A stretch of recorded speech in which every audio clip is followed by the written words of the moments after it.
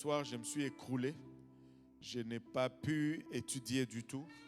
Et donc, quand je me suis réveillé ce matin, ce n'était pas sage de prêcher sur la parole. Toutefois, je vais prêcher la parole de Dieu. Amen. Je ne veux pas prêcher autre chose, mais je ne veux pas prêcher le message sur la parole. Ça va être pour peut-être dans 2 semaines. Mais aujourd'hui, on va retourner dans une étude qu'on a déjà fait il y a un petit bout. Mais c'est ce que le Seigneur m'a conduit à partager aujourd'hui. Et on va regarder tous ensemble le livre de 2 Rois, chapitre 5, le premier verset. Et je sais que le Seigneur va nous parler tous à travers ceci aujourd'hui. Amen. Alléluia. 2 Rois, chapitre 5, verset 1.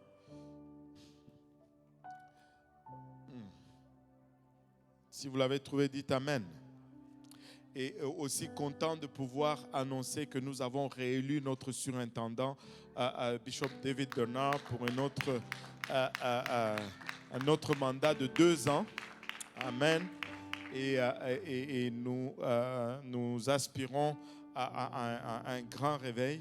Et nous avons élu également le directeur de mission globale.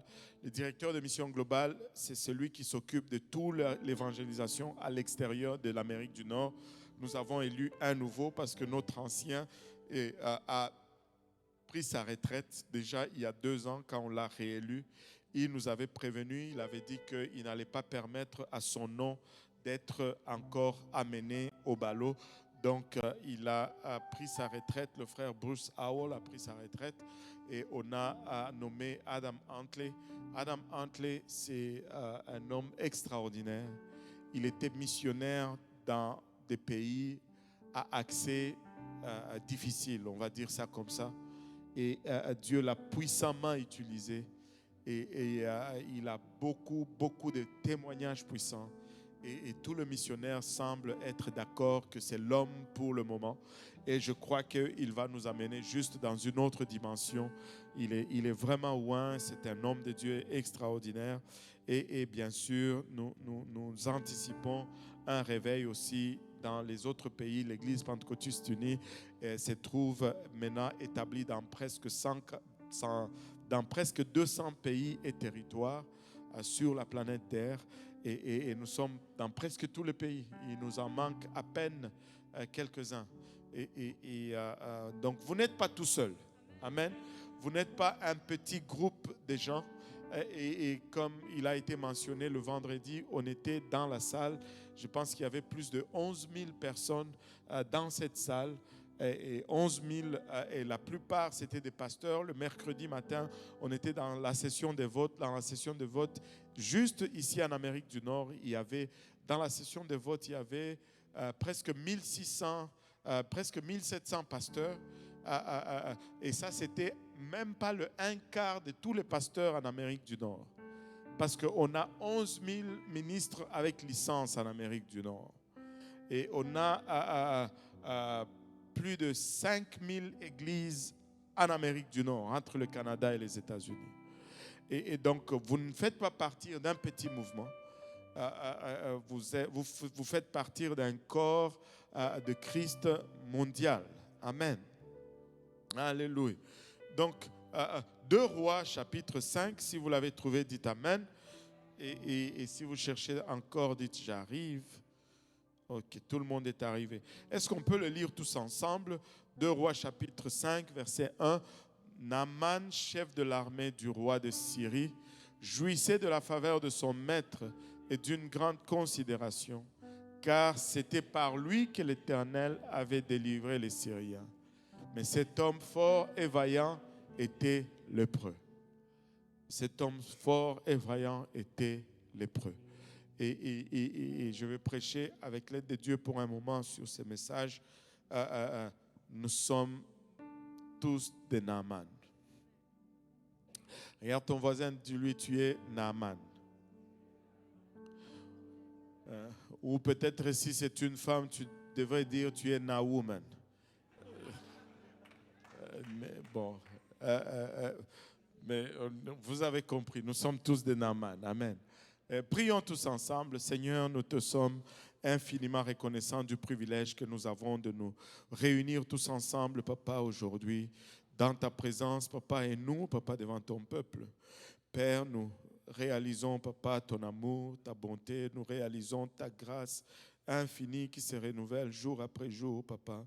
Nous réalisons également, Père, il abachata combien nous sommes des hommes charnels, des hommes naturels, Père. Et alors que nous venons, Papa, pour partager ta parole, Seigneur, nous réalisons combien, Papa, cette parole qui est esprit est folie pour nous et de nous-mêmes, nous ne pouvons la saisir. Nous prions, Père, que tu nous aides maintenant, non seulement à la saisir, Papa, mais à la transmettre sans hésitation, sans favoritisme et sans peur, Seigneur. Et que cette parole puisse trouver dans nos cœurs une place où elle va germer, produire de fruits et que ce fruit nous conduise jusque dans la vie éternelle. C'est avec action de grâce dans le cœur que nous te prions ainsi dans le nom de Jésus. Nous disons tous au nom de Jésus. Alléluia. Et vous pouvez vous asseoir.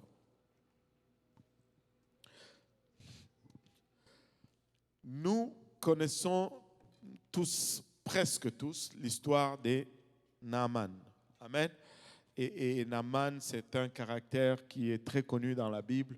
Et on chante même des chants sur Naaman qui est allé au Jourdain et il s'est plongé 7 fois et il a été guéri.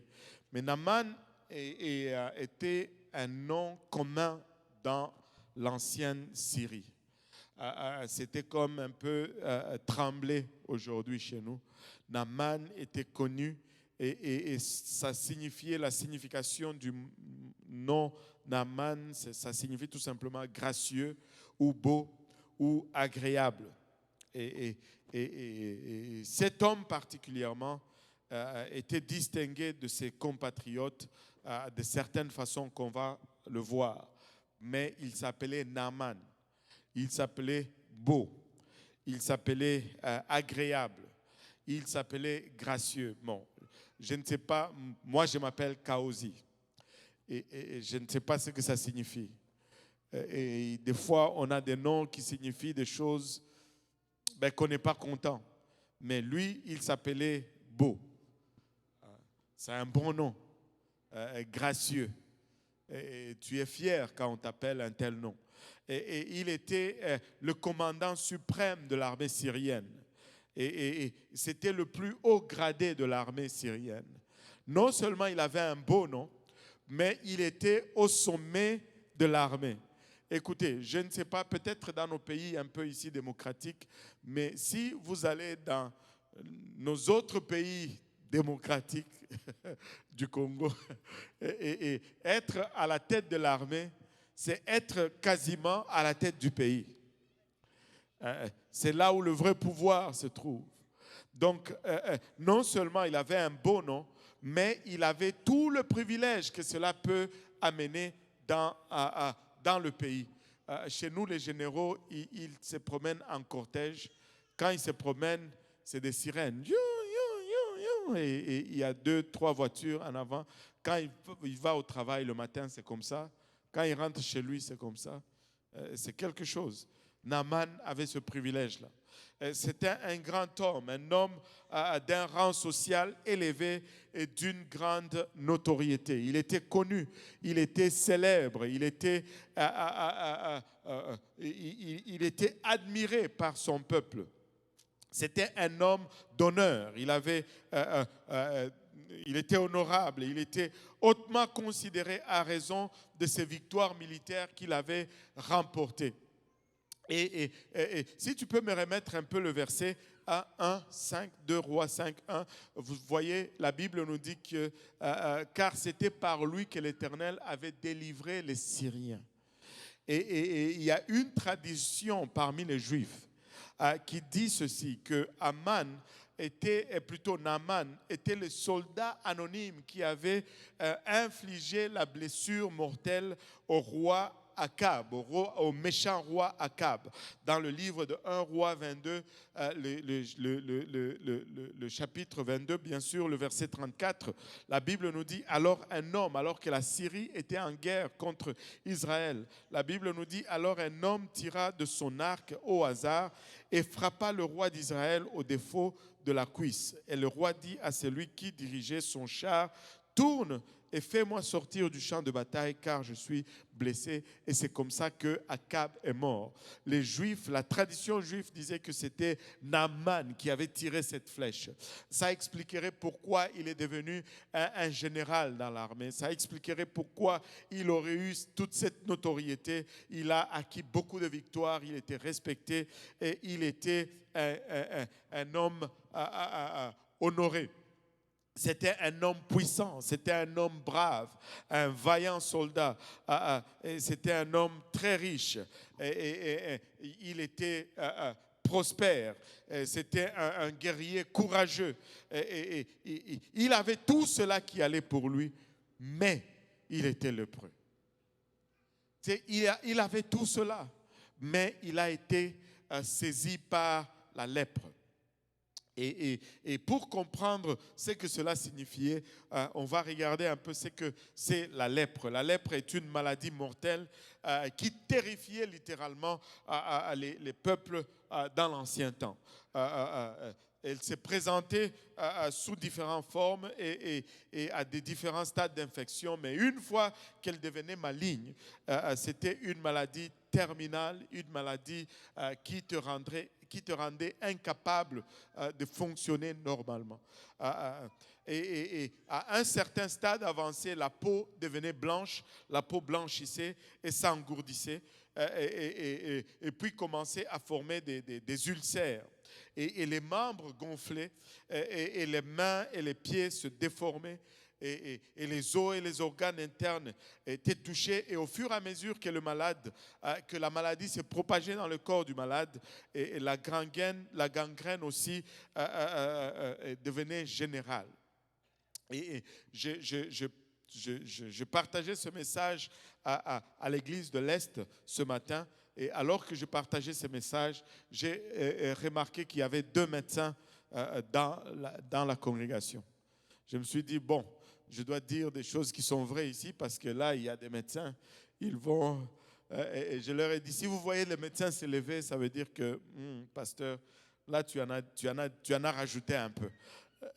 Mais la lèpre, ce n'était pas une maladie que tu voulais avoir. Le juif appelait la lèpre sarahat, ce qui signifie un coup. Ça veut dire que quand tu attrapais la lèpre, tu l'attrapais une fois et puis c'était fini. Ou ça signifiait aussi un fléau parce que ça décimait tout ce qui était contaminé. Et dans l'ancien temps, il n'y avait pas d'autre moyen de traiter la lèpre infectieuse que de séparer les malades de la population générale. Donc ça veut dire quand tu étais lépreux, on te mettait hors de la ville. On t'isolait, c'est tout ce qu'on pouvait faire. Et là, tu attendais tout simplement ta mort. Tu attendais que la maladie se développe et que tu meurs. Tu étais jeté hors du camp. Aujourd'hui, la lèpre, je ne sais pas s'il y a de cure vraiment, mais elle est traitée dans les hôpitaux et elle est presque exteinte, mais elle est traitée dans les hôpitaux. On l'appelle la maladie de Hansen aujourd'hui. Maintenant, les symptômes de la lèpre se manifestent à l'extérieur. On va voir ta peau, on va voir tes membres qui se décomposent, mais il s'agit avant tout d'une maladie interne.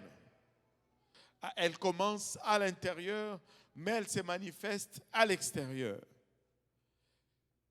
Qu'est-ce qu'elle fait? En fait, la lèpre attaque les bouts ou la fin ou les terminaisons du système nerveux, c'est-à-dire les éléments même qui nous servent à ressentir la douleur ou la chaleur ou le froid ou toutes ces choses.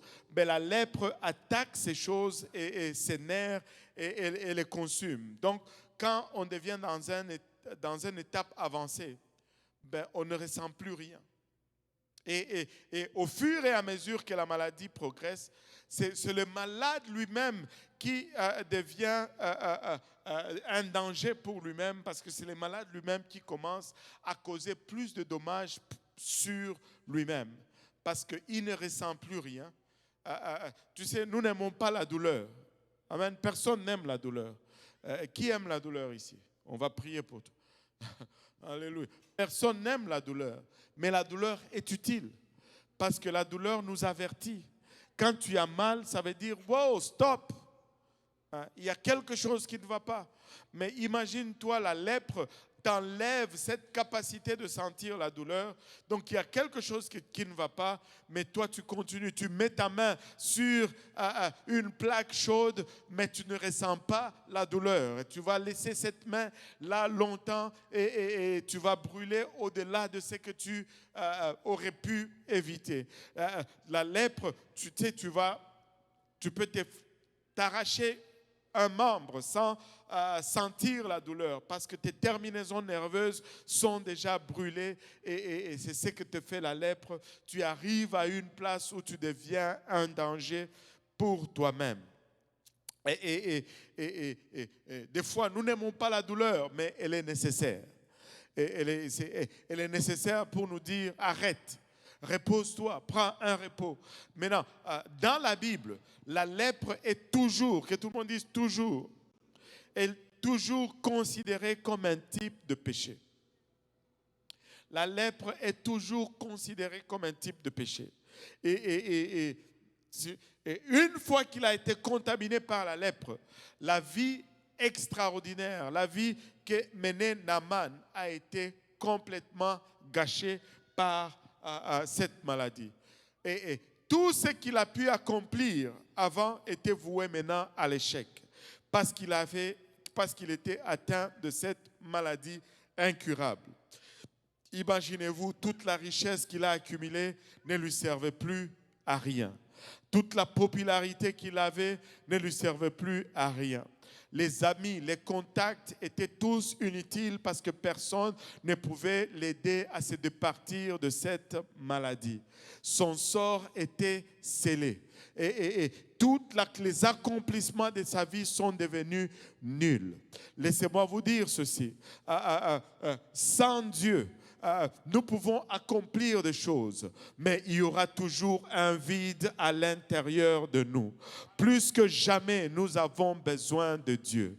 Nous pouvons avoir des comptes en banque remplis, mais sans Dieu, alléluia, ça ne signifierait rien du tout. Nous pouvons être connus partout où on va, on nous ouvre les portes, on nous honore, mais sans la connaissance de Dieu, ça c'est le vide, encore le vide.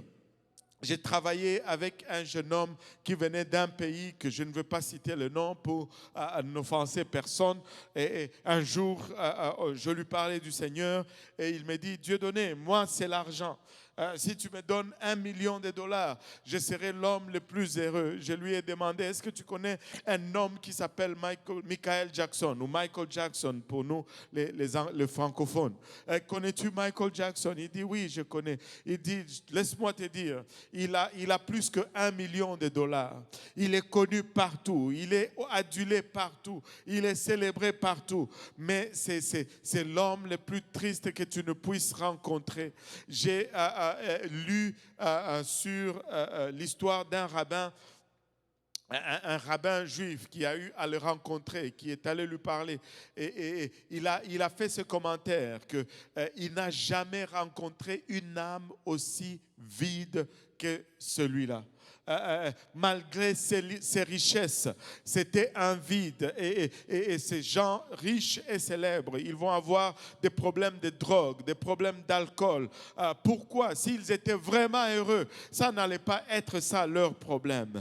Mais ils ont besoin de remplir un vide. Mais vous avez le privilège d'avoir ces vides remplis parce qu'il y a un vide dans chacun de nous qui a la forme de Dieu. Et seul Dieu peut remplir remplir ce vide-là. Laissez-moi te dire, rien de ce que tu peux y mettre ne peut le combler, si ce n'est Dieu lui-même. Tu peux y mettre l'argent, ça sera toujours vide. Tu peux y mettre les accomplissements, ça sera toujours vide. Tu peux y mettre des ambitions, ça sera toujours vide. Et laissez-moi vous dire, il y a des ambitions ici. Nous avons tous des ambitions, ou du moins nous en avions. Nous sommes venus dans ce pays avec beaucoup d'ambition. Alléluia. Avec beaucoup d'ambition. Mais laissez-moi vous dire, nous avons rencontré le Seigneur et il a changé nos ambitions. Cela ne veut pas dire que nous ne sommes plus ambitieux, mais nous sommes tout simplement, nous priorisons nos ambitions maintenant. Oh, que si nous réalisons, nous avons des médecins, nous avons des infirmiers, nous avons des super infirmiers, nous avons des ingénieurs, nous avons des avocats parmi nous, mais tout cela est à la bonne place. Parce que Dieu a pris sa place à l'intérieur de nous. Alléluia. Mon petit frère disait ceci. Il disait, nous ne servons pas Dieu parce que nous avons échoué. Allô? Nous ne servons pas Dieu parce que nous avons échoué. Ne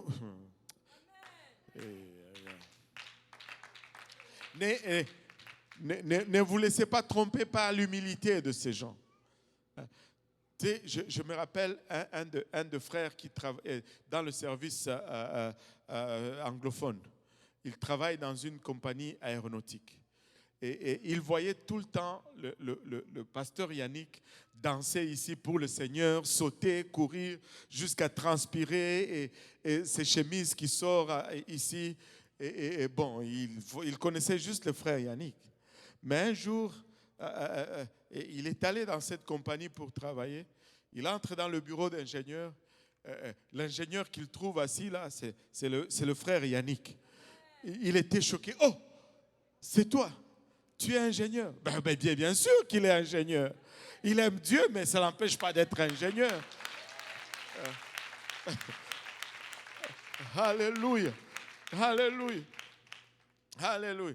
Moi j'avais beaucoup d'ambition. Je voulais devenir président de la République. Et c'est la même réaction tout le temps. Vous riez de moi, vous dites, toi aussi, tu es président. Comment, même ministre des Affaires religieuses, peut-être pas président quand même. Ça, c'était avant Jésus. Anyway, on avait des ambitions, amen. Mais le Seigneur nous a rencontrés et il nous comble. Alléluia. Et vous savez, avec Dieu, on a la paix. Avec Dieu, oh Seigneur Jésus.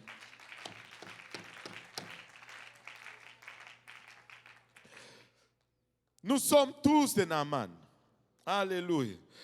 Parce qu'avec tout ce qu'il avait accompli, une fois la lèpre l'a frappé, tout cela n'avait plus de sens. Tout cela n'avait plus de sens. Il ne pouvait plus prendre plaisir dans ces choses de la même façon qu'il le faisait avant.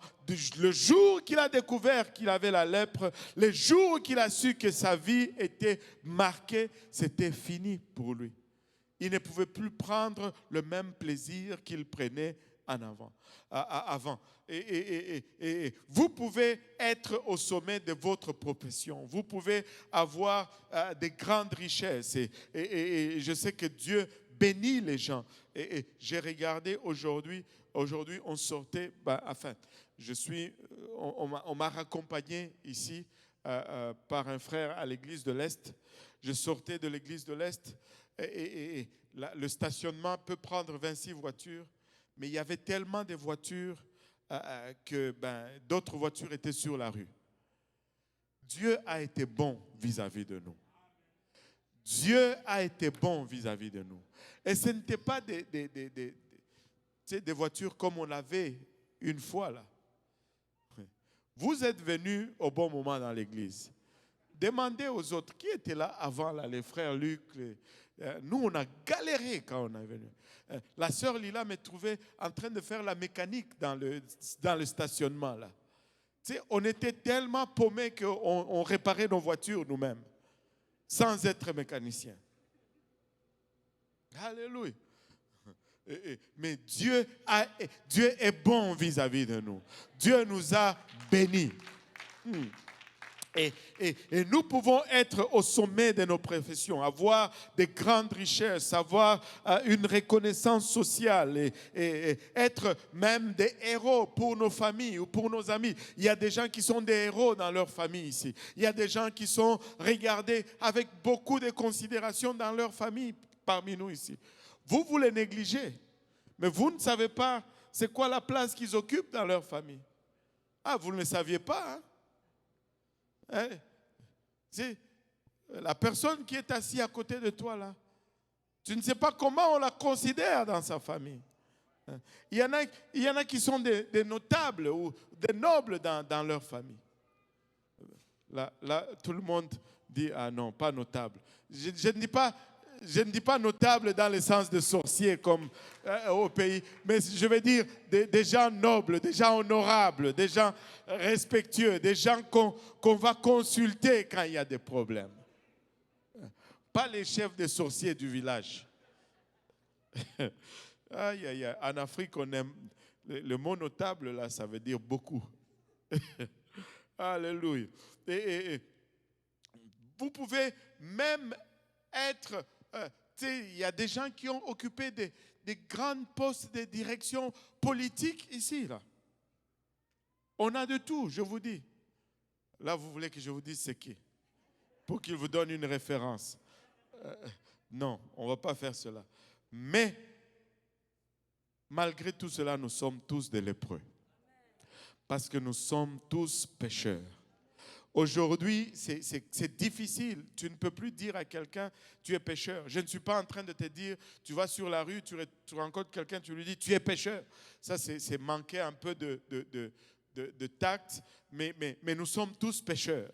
Même si nous ne voulons pas l'admettre, nous sommes tous pécheurs. Romains 3, verset 23 nous dit, car tous ont péché et sont privés de la gloire de Dieu. Nous sommes tous pécheurs. Alléluia. Et nous ne méritons pas la gloire de Dieu. Personne ne mérite la gloire de Dieu. Le péché est en effet une maladie mortelle pour l'humanité. Le péché tue l'humanité. Et comme la lèpre, il peut commencer de façon cachée, de façon modeste, à l'intérieur, d'une façon cachée. Mais il va toujours finir par se remonter à la surface de votre vie et déformer votre personnalité et vous rendre incapable d'accomplir certaines choses, alléluia, que vous deviez et que vous pouviez accomplir une fois. Et le péché peut amener à vous transformer, à devenir ce que Dieu ne voulait pas que vous soyez. Le péché ne vient pas toujours avec des clairons, il vient souvent caché. Regardez 1 Timothée 5, verset 24. La Bible nous dit, le péché de certains hommes sont manifestes même avant qu'on les juge, tandis que chez d'autres, ils ne se découvrent que dans la suite. Ils ne se découvrent que dans la suite. Plus on laisse le péché agir en nous, plus les dégâts sont importants et plus les cicatrices deviennent nombreuses. Et parfois, cette gangrène spirituelle va s'installer et des parties de votre vie vont mourir et vont tomber et vont être irrécupérables. Et quelle tragédie que de vivre les conséquences d'un péché alors que les péchés peuvent être pardonnés. Les péchés peuvent être pardonnés. Et vous savez, Jésus pardonne nos péchés. Il pardonne nos péchés. Et je me rappelle d'un service où il y avait des jeunes qui étaient là et qui témoignaient. Il y en a qui disent, oh, gloire à Dieu, il m'a délivré de la cigarette. Et d'autres qui disaient, gloire à Dieu, moi, je faisais de la drogue. Le Seigneur m'a délivré de la drogue. D'autres disaient, oh, gloire à Dieu, moi, c'est la pornographie ou la promiscuité. Et maintenant, il y avait quelques jeunes qui étaient nés dans l'église et qui n'avaient pas été délivrés de ces choses. Et qui, pour eux, ils commençaient à penser que il n'y avait pas de gloire ou d'éclat de gloire dans leur vie. Mais laissez-moi vous dire, alléluia, si Dieu vous a préservé de ces choses, c'est un témoignage encore plus puissant que la délivrance de ces choses. Si Dieu, alléluia, a pu te garder loin de l'alcool, c'est plus puissant que si Dieu t'a délivré de l'alcoolisme. Si Dieu t'a préservé de la drogue, tu es encore plus pur, tu es encore plus efficace que ceux qui ont été souillés et teintés, et même si Dieu peut le restaurer après. Alléluia. Tu peux vivre pour Dieu et sans toucher à ces choses. Les jeunes qui naissaient dans l'église, vous pouvez marcher droit devant Dieu. Vous n'avez pas besoin d'expérimenter ou de dire pour le besoin de dire par après que Dieu m'a délivré. Dieu m'a préservé. Dieu m'a préservé. Et Dieu va préserver nos enfants. Amen. Alléluia. Le péché peut être pardonné. Le péché nous sépare du peuple de Dieu. Le péché nous sépare du peuple de Dieu. Souvent ouvertement, mais toujours, que tout le monde dise toujours, mais toujours secrètement. Vous savez, quand tu as le péché, même si c'est dans le secret, tu es séparé du peuple de Dieu. Tu peux être au milieu du peuple de Dieu, mais tu ne fais pas partie du peuple de Dieu. Et c'est une tragédie que de vivre au milieu du peuple de Dieu et de garder le péché en toi. Mais tu vis là au milieu, mais tu es tout seul. Tu es séparé. Et la trompette va sonner et tu vas rester. Écoute, déchargeons-nous de ces fardeaux inutiles. Ça ne produit rien qui vaille. Débarrassons-nous du péché. Amen. Ça peut être dans le secret, alléluia, mais ça nous sépare du peuple de Dieu. Et vous savez, on peut généralement tromper les autres. Allô? On peut généralement tromper les autres. On peut tromper l'église. On peut tromper le pasteur. Parce que Dieu ne dit pas tout au pasteur. Et gloire à Dieu qui ne dit pas tout au pasteur. Parce que le pasteur ne peut pas tout gérer. Il n'est pas Dieu. C'est pourquoi Dieu ne lui dit pas tout. Amen. Mais on peut rarement se tromper soi-même. En d'autres termes, tu sais l'état de ton âme. Tu sais, alléluia, ce que tu fais, si c'est péché ou pas, tu le sais. Tu ne peux pas te tromper toi-même. Lorsque tu es droit avec Dieu, tu le sais. Lorsque tu marches dans la droiture, tu le sais. Lorsque tu faillis et que tu passes à côté, tu le sais. Alléluia. On peut rarement, que tout le monde dise rarement se tromper soi-même. Mais on ne peut jamais, que tout le monde dise jamais. On ne peut jamais tromper Dieu. Dieu sait toujours. Il le sait toujours. Il sait l'état de ton âme. Il sait comment ton âme prospère aujourd'hui. Alléluia. Il est aussi mieux d'être droit avec lui, d'être honnête et sincère avec lui et dire, tiens, je mets sur la table, Seigneur. Alléluia. Mais la conséquence la plus tragique d'un péché, alléluia, non maîtrisé, est la perte de la sensibilité de l'Esprit de Dieu. Tu ne veux pas arriver à cette place où Dieu bouge et tu ne ressens plus rien. Tu ne veux pas arriver à cette place où Dieu te parle, mais tu ne ressens plus rien. Tous nous faillissons, mais tu ne veux pas demeurer dans le péché. Tous nous trébuchons des fois et nous pleurons, nous nous relevons et nous continuons de marcher. Tu ne veux pas rester assis à cette place où tu perds la sensibilité, où Dieu bouge et tu ne le ressens pas, où le service va être chaud et la présence de Dieu est active, mais on dirait que toi tu ne ressens rien. Non, non, non, tu ne veux pas arriver à cette place. Le péché, c'est vraiment comme la lèpre, comme la maladie. Tu sais, si tu vas à l'hôpital, on te guérit aujourd'hui. Ne retourne pas jouer avec les mêmes batteries. Ne retourne pas jouer dans les mêmes microbes. Tu vas recontracter la même maladie. Tu vas retourner à l'hôpital, mais le médicament va commencer à être de moins en moins efficace pour te soigner. Et tu peux arriver à une place où le médicament devient totalement inefficace pour te guérir. Tu veux t'éloigner du péché.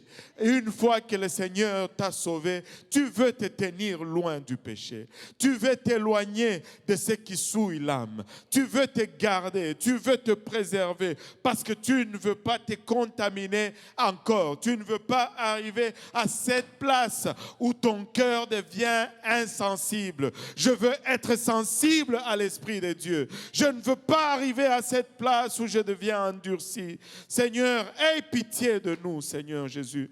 Alléluia. Regardez le livre d'Éphésiens. Éphésiens 4, 17 nous dit, voici donc ce que je dis et ce que je déclare dans le Seigneur. C'est que vous ne devez plus marcher comme les païens qui marchent selon la vanité de leurs pensées. S'il y a une chose que nous devons craindre, c'est notre cœur. S'il y a une chose, alléluia, que nous ne devons pas écouter souvent, c'est notre cœur. Le cœur est mauvais et tortueux par-dessus tout. Qui peut le connaître? Nous devons nous appuyer sur la parole de Dieu. Si Dieu nous a transformés, nous devons être différents. Alléluia. Nous ne pouvons plus marcher selon les païens. Ils ont l'intelligence obscurcie. Ils sont étrangers à la vie de Dieu à cause de l'ignorance qui est en eux, à cause de l'endurcissement de leur cœur. Ayant perdu tout sentiment, ils se sont livrés à la dissolution pour commettre toute espèce d'impureté jointe à la cupidité. Ô Seigneur, encore une fois, l'amour de l'argent. Mais vous, ce n'est pas ainsi que vous avez appris Christ. Ce n'est pas ça qu'on nous a enseigné. Ce n'est pas ça qu'on a appris. Nous marchons, alléluia, dans la simplicité, dans l'humilité. Nous recherchons ce qui est céleste, ce qui est agréable à Dieu. Alléluia. Nous savons mieux, alléluia, ce qui est bon. Quand tu ne fais pas bien, tu le sais. Amen. Alléluia. Vous savez, Naaman était maintenant infecté par la lèpre. Il était infecté par le péché. Vous savez, une fois qu'il a su qu'il était infecté, il ne pouvait plus jouir de l'abondance de sa vie. Et une fois que nous réalisons que nous sommes pécheurs, nous ne pouvons plus jouir vraiment de l'abondance de nos bénédictions ou de la grâce que nous avons. À quoi ça me sert d'avoir 1 million en compte en banque? Oublions même 1 million, 500 000. Même 100 000. À quoi ça me sert d'avoir 100 000 en compte en banque si je vais mourir demain et aller en enfer? À quoi ça me sert? Je suis conscient de l'éternité. Vous êtes conscient de l'éternité. On ne prend plus plaisir de la même façon dans les choses. Dis-moi, je l'espère. Amen. Donc, la vie, cette vie de joie, cette vie d'insouciance, cette vie sans souci, il n'avait plus de préoccupations, il avait tout. Il n'avait plus de soucis dans la vie. Cette vie a été ruinée par la réalité qu'il était un lépreux. Et la réalité ou la connaissance du péché nous enlève toute notre joie. Nous enlève toute notre paix. Une fois que vous vous rendez compte que vous êtes un pécheur, vous ne pouvez plus prendre plaisir au péché. Avant, vous faisiez de mauvais coups et vous preniez, avant, nous faisions de mauvais coups et nous prenions plaisir dans cela. Tu allais boire et tu étais content d'avoir bu, n'est-ce pas? Tu allais mentir et tu étais content d'avoir menti. En tout cas, lui là, je l'ai eu. Il ne va jamais s'en remettre. Je l'ai bien badigeonné. On était même fiers de le faire. Alléluia. Voilà. C'est ça. Des fois, on trichait et on était fiers de notre tricherie. On volait, on ne se faisait pas prendre et on célébrait cela. Mais une fois qu'on réalise que c'est le péché, ce n'est plus pareil. Si c'est par accident, on reste encore charnel, amen. C'est par peur, un mensonge sort de ta bouche et tu n'es plus tranquille. Seigneur, qu'est-ce qui s'est passé? Parce que tu sais que maintenant tu es pécheur et tu es conscient de la réalité du péché. Tu ne peux plus prendre plaisir à la vie comme auparavant parce que tu sais. Parce que tu sais. Et ça ruine tout. Alléluia. Et tu sais, nous sommes marqués à jamais par le message de la parole de Dieu. Une fois que nous avons entendu ceci, nous sommes marqués à jamais. Alléluia. Vous ne serez plus jamais insouciants dans le péché. Vous ne pouvez plus vivre. Ceux qui sont rétrogrades, laissez-moi vous dire, ils n'ont pas de nuits de paix. Ils n'ont pas de vie de paix. Il n'y a plus de paix parce que nous savons. Parce que nous savons. Alléluia. Dieu fonctionne sur la base d'une connaissance progressive.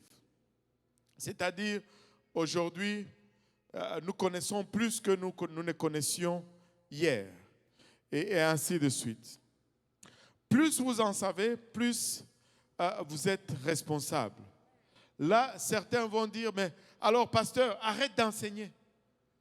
Parce que plus tu nous prêches, plus tu enseignes, plus nous savons, et plus ça nous amène des responsabilités. Ils veulent entrer au ciel avec des billets cheap.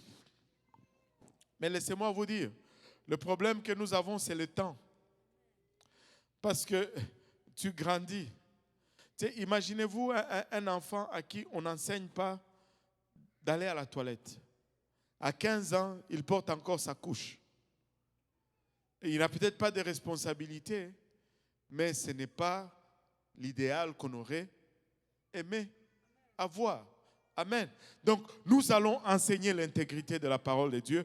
Nous allons grandir avec la parole de Dieu, mais nous allons être responsables parce que nous allons agir sur la connaissance que nous allons recevoir. Parce qu'il nous sera demandé, Luc 12, 48 nous dit que plus nous avons reçu, plus on va nous demander. Amen. Nous allons être plus redevables parce que nous connaissons beaucoup plus. Alléluia. Vous savez, dans l'ancien temps, il n'y avait qu'un seul remède contre la lèpre. Tu dis, mais pasteur, tu as dit que c'était incurable. Oui, j'ai dit que c'était incurable. Mais il n'y avait qu'un seul remède contre la lèpre. C'était un miracle. S'il n'y avait pas de miracle, le lépreux ne guérissait pas. C'était le seul remède. Et quand Naaman a su, alléluia, qu'il y avait un tel remède en Israël, il n'a pas hésité. Une jeune fille inconnue, on ne connaît pas le nom, une esclave, une servante qui était dans sa maison, lui parle d'Israël, lui parle du prophète d'Israël, et Naaman a dû sortir de son pays pour aller se faire soigner. Il a apporté avec lui une lettre de son roi, alléluia, selon la pratique de son pays. Il a apporté avec lui un don important en argent et en or et toutes ces choses selon la pratique de son pays. Il a apporté avec lui un cortège de chars et de serviteurs selon son rang social, selon son titre militaire et selon la pratique de son pays. Et il est allé pour ainsi impressionner le roi d'Israël et avoir sa guérison. Alléluia. Mais le roi d'Israël ne pouvait pas l'aider. Il est allé chez le roi a plutôt paniqué. Le roi dit, ça c'est la guerre qu'ils sont en train de nous chercher. Pourquoi est-ce que le roi ne pouvait pas l'aider? On lui a dit, en Israël, il y avait des remèdes. Il est allé en Israël, mais il n'est pas tombé sur les bons Israélites. Il est tombé sur juste un Israélite religieux. Il était Israélite, mais il n'avait pas la puissance qui est supposée être en Israël. Et nous ne voulons pas être juste des religieux. Nous voulons que lorsque, alléluia, quelqu'un vient vers nous pour chercher un remède, qu'il puisse trouver un remède. Nous ne pouvons pas nous permettre d'être juste religieux. religieux. Nous ne pouvons pas juste être dans l'église. Amen. Et lorsque Naaman arrive enfin à la maison du prophète, le roi lui dit, il n'y a rien ici, va chez les prophètes. Et il arrive à la maison du prophète Élisée. Il frappe et c'est un simple serviteur du prophète qui vient à sa rencontre. Et son message était très simple. Mais non seulement son message était très simple, son message était non seulement simple, mais était aussi très humiliant. Il lui dit, le prophète a dit, va au fleuve Jourdain et là tu te trempes 7 fois et c'est ça. Bye. Et il rentre. Naaman était fâché. Ce n'était pas comme on faisait dans son pays. Ce n'était pas comme on faisait dans sa croyance. D'où il venait, un tel cas suscitait beaucoup d'acrobatie, beaucoup d'efforts, beaucoup de sacrifices. Mais là, on lui demande de faire quelque chose de simple. Encore, si c'était juste simple, il allait juste le faire. Mais c'était humiliant pour un homme de sa stature d'aller se tremper dans ces fleuves sales. Le Jourdain est un fleuve très boueux. Ceux qui vont aller en Israël, ils vont le voir. On va aller au Jourdain. C'est boueux. Il faut venir en Israël. Je profite un peu pour... vous avez encore le temps de vous inscrire. Il y a encore la place. Venez en Israël. L'eau est bouée, le Jourdain. Vous allez voir par vos propres yeux combien le Jourdain est sale. Tu ne vois même pas 1 centimètre plus bas dans l'eau du Jourdain. C'est vraiment plein d'argile, de la terre. Et Naaman regarde ça et dit, mais dans mon pays, il y a des fleuves meilleurs. Oh, combien nous nous sommes tous dit lorsque nous sommes venus ici. Dans mon église, on ne faisait pas ça comme ça. D'où je viens, on ne faisait pas ça comme ça. Mais pasteur, on ne fait pas ça comme ça. Mais le problème, c'est que on n'est pas là-bas, on est ici. Et ici, on doit faire comme on fait ici. Vous savez, j'étais au Cameroun. Le Cameroun, c'est comme le Congo. Les services là-bas, c'est long. Hein? Vous commencez à chanter, l'introduction est longue. Vous chantez pendant 2 heures, vous n'avez pas encore commencé le service. Et après 1h30, là, le modérateur vient, il prend le micro. Tu dis, ouf, finalement, on va faire les annonces. Non. Et là, il vous dit, bon, amen, gloire à Dieu. Maintenant, on va donner 20 minutes pour la louange et 10 minutes pour l'adoration à la chorale. Tu dis, maman, Nangaï, mais tout ce qu'on vient de faire, c'était quoi là? Et il spécie, 20 minutes pour la louange, 10 minutes pour l'adoration. Ils ne font pas comme ici, là. Ils vont, un service... Le plus court, c'est quoi, frère? 4 heures, 5 heures. C'est comme ça là-bas. Mais on ne peut pas faire comme ça ici. Ici, le temps coûte plus cher qu'en Afrique. Amen. Mais ici, on vient au service le matin, on rentre à la maison et puis on revient le soir. Mais on ne peut pas non plus faire cela là-bas. Alors, parce que là-bas, c'est compliqué le déplacement. Donc, on vient à l'église, on fait du coup les 2 services, on les fait en même temps. Et finalement, on est pareil. Et on ne peut pas faire comme là-bas. Amen. Et tu sais, Naaman venait avec sa religion. Il venait avec sa conception. Maintenant, on lui dit, non, ce n'est pas ça. Tu vas faire ça comme ça. Et ça l'a frustré. Ça l'a humilié. Et ça l'a fâché. Alléluia. Il n'a pas accepté cela. Il s'est mis en colère. Il voulait que la guérison se fasse selon ses méthodes à lui. Et nous venons à l'église, nous voulons être sauvés selon notre façon à nous, selon notre croyance, selon ce que nous connaissons. Mais la Bible n'est pas comme ça. La Bible est absolue. La Bible a un seul message. Alléluia. Et c'est le message du salut. C'est un message simple, mais c'est un message humiliant. C'est pourquoi lorsque on vous l'a présenté pour la première fois, vous vous êtes fâchés. Parce que oui, c'est simple, mais c'est humiliant. Imaginez-vous, on vous dit, vous devez rentrer dans cette case-là. Vous devez changer vos vêtements, mettre quelque chose une robe verte, et puis descendre dans les eaux, devant tout le monde. Ce n'est pas la chose la plus intime, ces cabines-là. Je ne sais pas si pour vous c'est la même chose, mais quand tu es là en train de t'échanger, tu n'as pas tout à fait l'impression que personne ne te voit là. Tu as l'impression que les gens sont juste là. Amen. C'est seulement moi ou c'est pour quelqu'un aussi? Tu entends tout. Et là, tu dois sortir devant tout le monde, te faire mouiller devant tout le monde au nom de Jésus. C'est d'une simplicité ridicule, mais c'est humiliant. Et parce que c'est humiliant, nous bloquons. Nous nous fâchons. C'est pourquoi nous nous sommes tous fâchés quand on nous a dit, voilà ce qu'il faut faire. Nous voulions que ça se fasse selon notre méthode. Aman voulait que ça se fasse selon ses méthodes, semblables à celles utilisées en Syrie. Nous voulions que ça soit comme c'était de là où nous venons. Nous voulons que ça se fasse comme nos traditions, ou comme nos façons. Mais laissez-moi vous dire, ça n'était pas comme ça. Et finalement, ce sont ces serviteurs, alléluia, ces serviteurs, que tout le monde dise serviteurs. Ce sont ses serviteurs qui l'ont convaincu. Ce ne sont pas ses supérieurs qui l'ont convaincu. Ce sont ses serviteurs qui l'ont convaincu. Tout le long, il n'a affronté que des gens moins en stature sociale. C'était une servante. Alléluia. Israélite qui lui a parlé. C'était un serviteur d'un prophète qui lui a donné l'ordre. Et là, c'est encore ce serviteur qui lui parle. On dirait que lorsque Dieu se décide de t'humilier, il va jusqu'au bout pour t'humilier.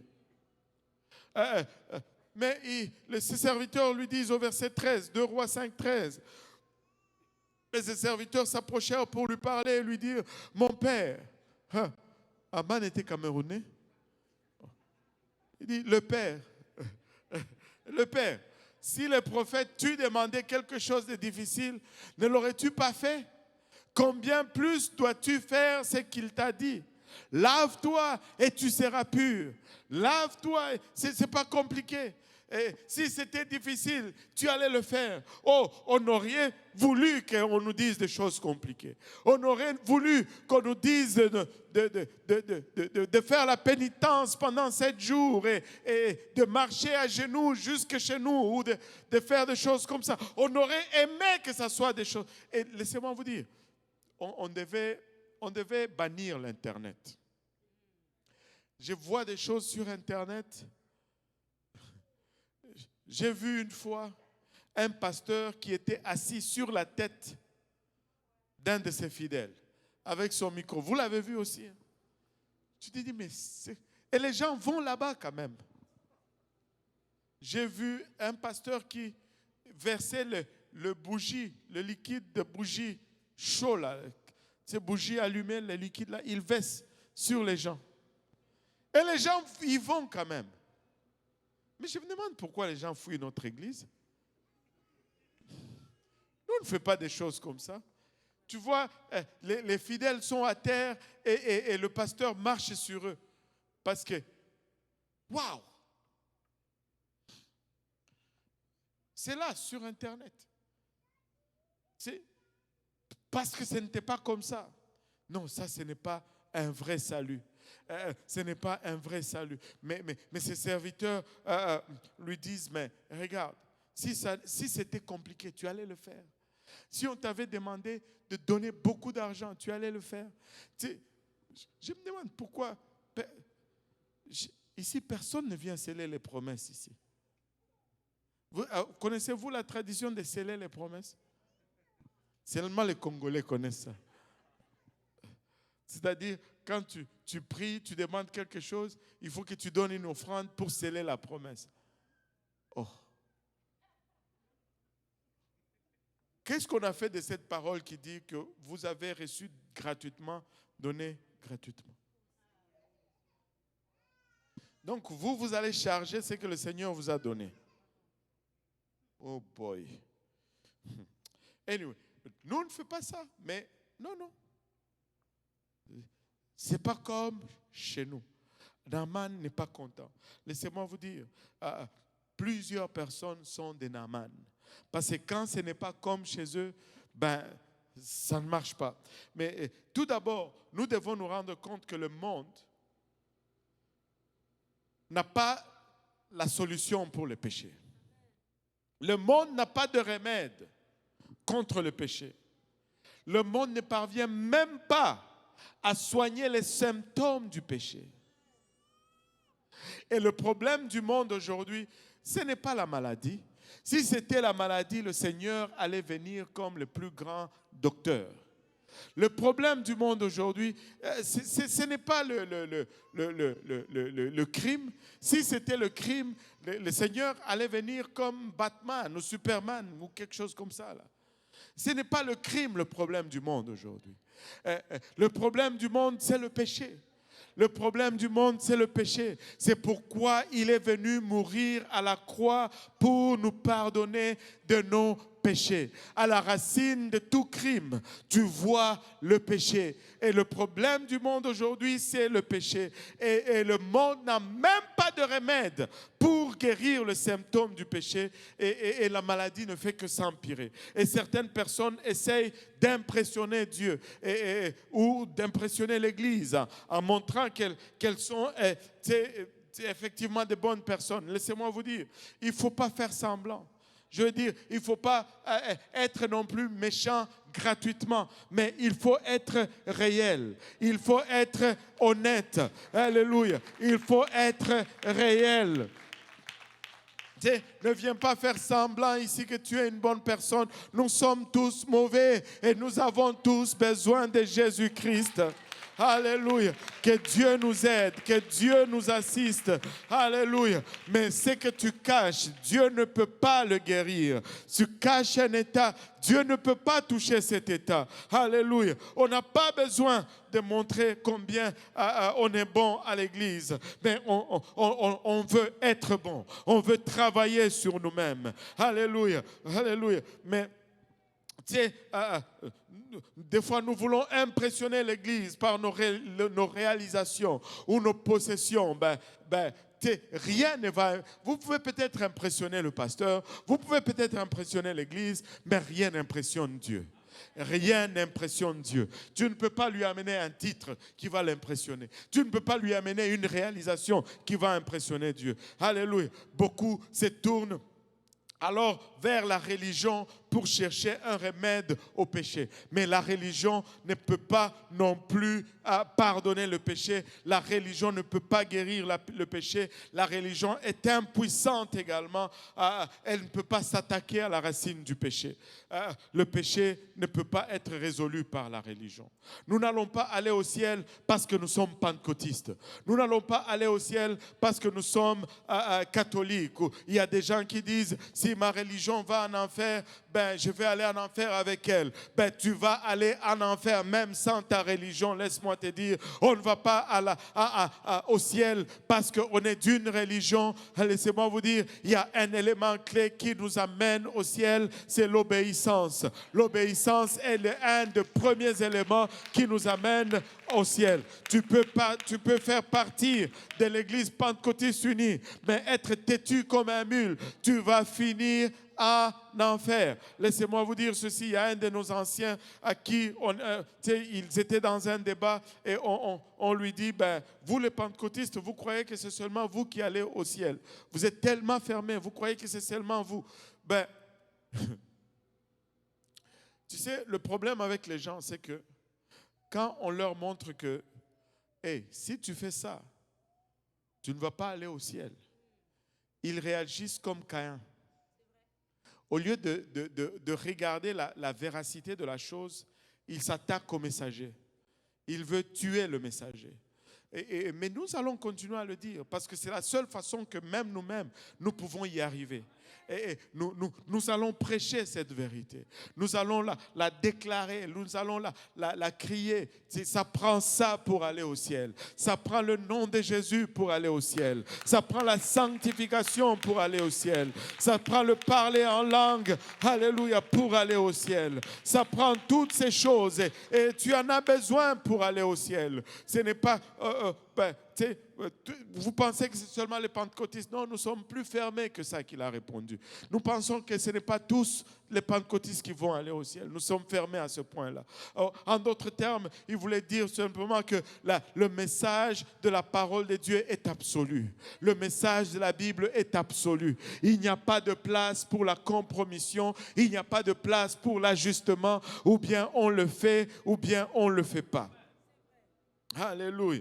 La religion n'a pas de pouvoir pour s'attaquer au péché. Alléluia. Et nous avons cherché Dieu. Et dans notre recherche de Dieu, c'est là où je pense le problème se trouve. Quand on essaye de te dire, frère, sœur, ou peut-être là tu es dans l'erreur, toi tu te dis, mais non, mais je suis sincère. La sincérité n'a jamais été mise en question. Nous croyons que les gens sont sincères, mais nous savons aussi que nous pouvons être sincères, mais sincèrement dans l'erreur. Ce n'est pas la sincérité qui va faire... Nous avons besoin de la vérité avec la sincérité. Amen. Lorsque nous les cherchons avec toute sincérité, nous pensons que parce que nous avons été sincères, Dieu doit satisfaire à notre demande. Mais ce n'est pas ça. Nous pensons des fois, parce que nous sommes de telle religion, Dieu va nous faire juste nous donner un pass. Mais ce n'est pas ça. Et lorsque Dieu envoie quelqu'un de moins que nous, quelqu'un de simple, quelqu'un de moins instruit, quelqu'un qui ne parle pas mieux que nous. Il n'y a pas d'éloquence. Il nous dit juste la vérité. Et là, nous devenons frustrés. Nous devenons furieux que Dieu a envoyé un moins que nous pour nous amener ce message qui est absolu. Nous devenons insultés. Comment ça, lui qui est inférieur, peut me dire cela? Et il ne me laisse même pas de place. Laissez-moi vous dire, il n'y en a pas de place parce que le Seigneur n'en a pas laissé de place. Le Seigneur a été très absolu. Il a dit, je suis le chemin. Il a dit, je suis la vérité et je suis la vie. Nul ne vient au Père si ce n'est par moi. En d'autres termes, il n'y a pas d'autre chemin si ce n'est Jésus-Christ. Il n'y a pas d'autre vérité si ce n'est Jésus-Christ. Il n'y a pas d'autre vie si ce n'est Jésus-Christ. Alléluia. Toutes les autres religions ne conduisent pas à la vie éternelle. Seul Jésus conduit à la vie éternelle. Ce n'est pas difficile d'obéir à Dieu. Mais ça humilie d'obéir à Dieu. Ça rend humble. Et c'est pourquoi nous résistons. Parce qu'il y a de l'orgueil en nous. Et nous ne voulons pas être humiliés. Mais une fois que Naaman avait entendu le message, il n'avait que deux choix. Donc, il pouvait l'ignorer, vivre avec sa lèpre et mourir. Ou bien, il pouvait obéir à la parole de Dieu et être guéri. Amen. Il n'avait que deux choix. Et le message de la parole de Dieu, le message du salut est un message aussi absolu et il n'offre que deux choix. Y obéir pour parvenir au salut ou l'ignorer et mourir dans nos péchés. Acte 2 ne laisse pas d'options. Acte 2, on va le regarder à partir du verset 37, juste pour la question du temps. Après avoir entendu ces discours, au verset 37, ils eurent le cœur vivement touché et ils dirent à Pierre et aux autres apôtres, hommes, frères, que ferons-nous? Pierre leur dit, répentez-vous, alléluia, que chacun de vous soit baptisés au nom de Jésus-Christ pour le pardon de vos péchés et vous recevrez le don du Saint-Esprit. Car la promesse est pour vous, pour vos enfants et pour tous ceux qui sont au loin, en aussi grand nombre que le Seigneur notre Dieu les appellera. Et par plusieurs autres paroles, il les conjurait et les exhortait, disant, sauvez-vous de cette génération perverse. Ceux qui acceptèrent sa parole furent baptisés et en ce jour-là, le nombre des disciples s'augmenta d'environ 3000 âmes. Il persévérait dans l'enseignement des apôtres, dans la communion fraternelle, dans la fraction du pain et dans les prières. Maintenant, regardez ceci. Le jour de la Pentecôte, Pierre a prêché l'évangile. Il n'y a pas d'autre message pour le salut. Et si vous êtes là et que vous n'avez pas encore obéi à l'évangile, si vous comptez faire que les portes du ciel s'ouvrent pour vous. Mais Pierre, c'était celui à qui la clé a été donnée. Et Pierre nous donne la clé ici. Quand la question lui a été posée, quant à savoir, qu'allons-nous faire? Au verset 37, il a répondu, répentez-vous. Alléluia. C'est la première chose que tu dois faire. Si tu veux ouvrir la porte du ciel, tu dois te repentir. La deuxième des choses, c'est que tu dois te faire baptiser au nom de Jésus-Christ pour le pardon de tes péchés. Pas au nom du Père et du Fils et du Saint-Esprit, mais au nom de Jésus-Christ pour le pardon de tes péchés. La troisième chose, c'est que tu dois recevoir le Saint-Esprit avec l'évidence de parler en langue. Et il dit, car la promesse est pour vous, pour vos enfants et pour tous ceux qui sont au loin. Il a prêché l'évangile le jour de la Pentecôte. L'évangile, c'est la mort, l'ensevelissement et la résurrection de Jésus-Christ qui est appliqué dans nos vies par la repentance, le baptême d'eau et le baptême du Saint-Esprit. Mais la Bible nous dit, au verset 40, et par plusieurs autres paroles, il les conjurait, alléluia, et les exhortait. Et il y avait plusieurs autres paroles lorsque Pierre a prêché. Mais de quoi c'est quoi ces paroles? Avez-vous remarqué que ce n'est pas juste une question de donner l'évangile? Des fois, nous devons exhorter par beaucoup d'autres paroles avant que l'âme ne vienne au Seigneur. Mais il dit ceci, il dit, sauvez-vous de cette génération perverse. Et le mot sauvez-vous de cette génération perverse ici, a une connotation de s'éloigner, de se séparer. Il dit, sauve-toi de la maladie du péché. Mais une fois guéri, ne reste pas attaché encore à cette chose. Regardez un peu ceci. La Bible parle de sauver en plusieurs places. La Bible dit que la parole de Dieu nous sauve, n'est-ce pas? La Bible dit que c'est Dieu qui nous sauve, n'est-ce pas? La Bible dit que c'est l'Évangile qui nous sauve, n'est-ce pas? Et ici, la Bible dit que nous nous sauvons nous-mêmes. Et ce n'est pas que je dois choisir un, mais c'est un tout qui se complète. Je dois être sauvé selon la parole de Dieu parce que Dieu a fait à la croix pour moi lorsque j'y obéis et que je l'applique dans ma vie, et je dois continuer à demeurer sauvé, alléluia, en me séparant de ce qui est péché ou de ce qui est mal. Il dit, sépare-toi, mets une distance entre toi et cette génération perverse. Parce que si tu restes proche de cette génération, tu vas être recontaminé encore. Tu vas être souillé encore. Alléluia. Notre style de vie chrétienne est conçu pour mettre une distance entre nous et le péché, afin que nous ne fassions pas de rechute. Parce que si nous rechutons, ça va prendre une dose encore plus forte pour nous ramener à la place où nous étions. Et plus de rechutes, plus de doses fortes que nous avons besoin. Et nous ne voulons pas arriver à une place où nous devenons complètement insensibles au plan du salut. Nous voulons rester dans cette zone. Laissez-moi vous dire, la sanctification nous préserve. La sanctification nous garde. La sanctification nous empêche de retomber encore dans le même péché. Comme Naaman, vous pouvez être insulté par le fait que Dieu ne reconnaît pas votre personnalité.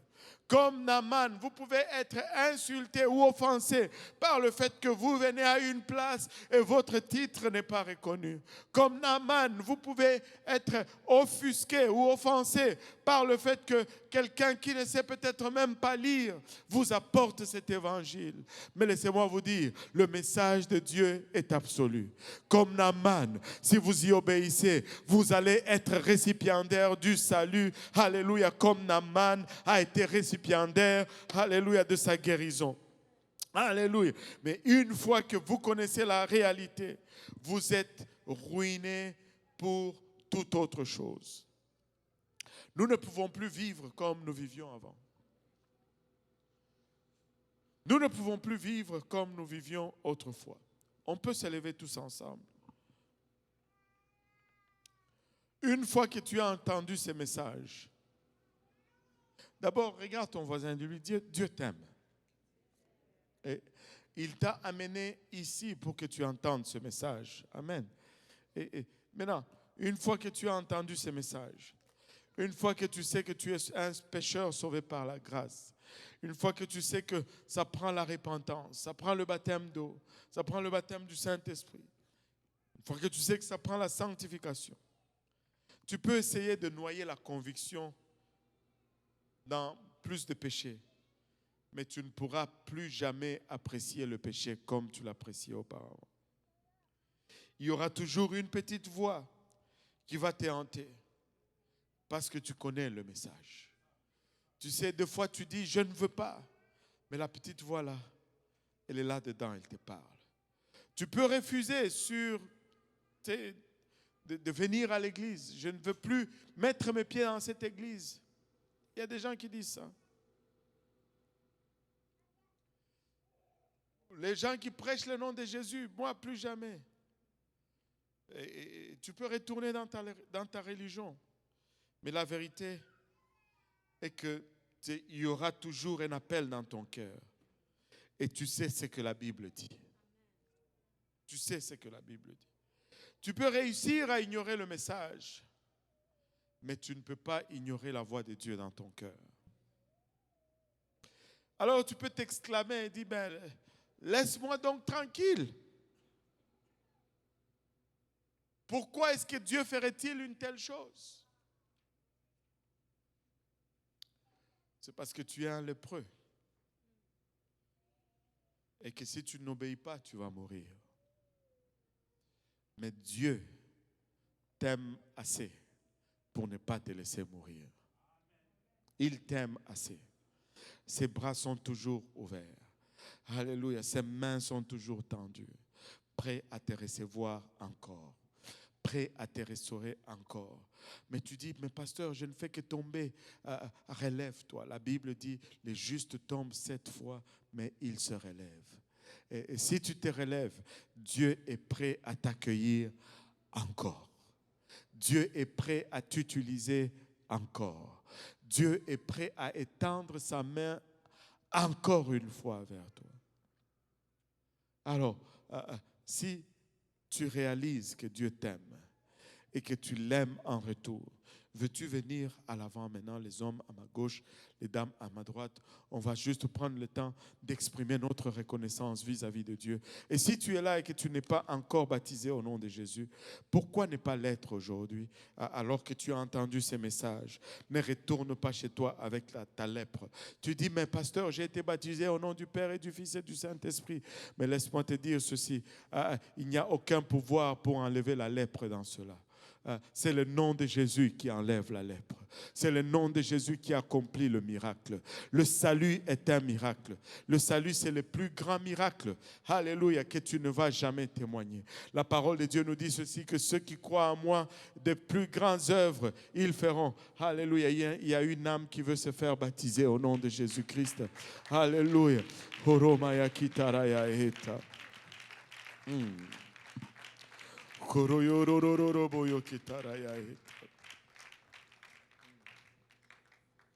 Alléluia Jésus. Si vous êtes là, pourquoi attendre? Pourquoi attendre? Seigneur, je veux revêtir de ton nom. Je veux, alléluia.